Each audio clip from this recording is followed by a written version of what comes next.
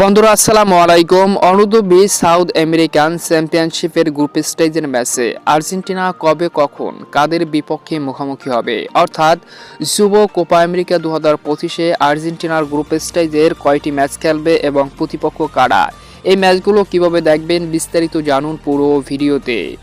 অনূর্ধ্ব-20 south American championship শুরু হতে যাচ্ছে খুব শিগগিরই, যেখানে গ্রুপ স্টেজে আর্জেন্টিনা, ব্রাজিল, কলম্বিয়া, বলিভিয়া এবং ইকুয়েডরের মতো দলের বিপক্ষে মুখোমুখি হবে।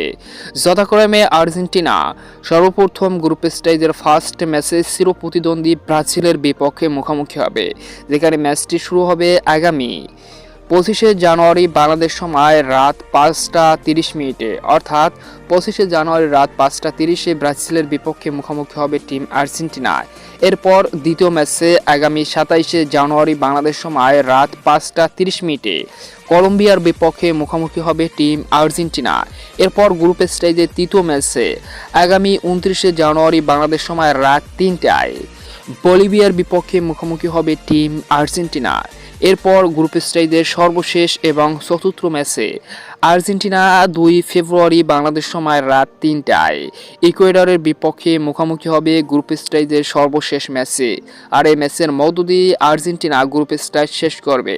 এখানে ভালো একটি পয়েন্টে থাকলে আর্জেন্টিনা সুপার 6-এ উঠতে পারবে। তো দেখা যাক শেষ পর্যন্ত আর্জেন্টিনা কেমন করে এই ম্যাচগুলো